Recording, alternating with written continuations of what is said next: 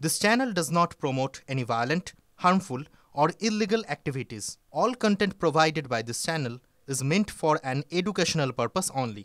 ভিডিওতে কি বলছেন এবং তার আগেও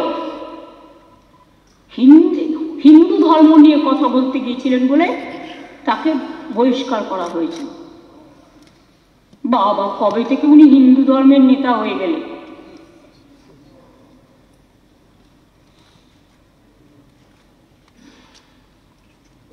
হিন্দু ধর্মটা কি এত ছোট? যে ধর্মের স্রষ্টা রামকৃষ্ণ, স্বামী বিবেকানন্দ, যে ধর্মের স্রষ্টা আমাদের যুগে যুগে ভারতীয় শিক্ষা, বেদ বেদান্ত বেদাঙ্গ বিদ্যাস্থানেভ্য এ বচ ঋক্সাম যজু অথর্ব, এত সস্তা আমাদের তপবন মুনি ঋষিরা,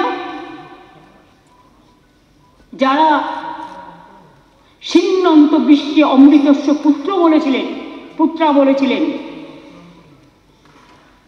মানব জাতিকে অমৃতের পুত্র বলে সম্বোধন করেছিলেন, সেই হিন্দু ধর্মকে এই হিন্দু ধর্মের থেকে আলাদা? আমি কখনো আমার ধর্ম নিয়ে কথা বলি না, কাস্ট নিয়ে কথা বলি না, ক্রিড নিয়ে কথা বলি না, কমিউনিটি নিয়ে কথা বলি না। আমার একটা কবিতা আছে যে পদবিটা না থাকলেই ভালো হতো।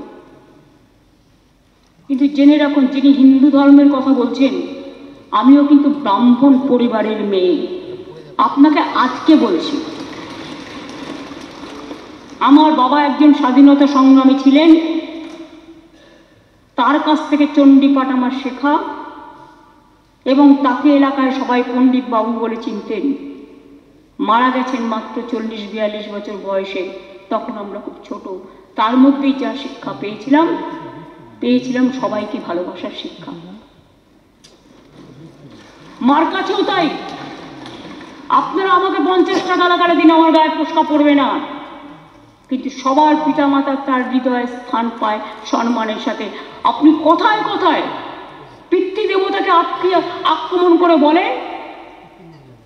আমি বলতে চাই না কথাটা, কিন্তু আমি বলছি কোট করে, আমি তারপরে উইথড্র করে নেবো যেটা বলেছে যে মমতা ব্যানার্জি কি ভাবেন সবটা তার বাবার সম্পত্তি।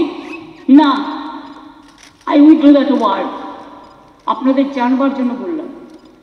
আমার বাবার অনেক সম্পত্তি ছিল, দেবত্ব সম্পত্তি, আমরা একটুও নিয়ে নিই। হ্যাঁ, ছিল নিজস্ব সম্পত্তি, ছিল, নিই আমরা, এটা মাথায় রাখবে। গ্রামে এইসব কথা চালু আছে। আমি কিছুদিন আগে কুসুমবা গ্রামে গিয়েছিলাম, বাবার বড় দাদার ছেলে মেয়েদের ওগুলো দিয়ে দিয়েছি, মানে পুজো পাঠ করতে হয় গ্রামে।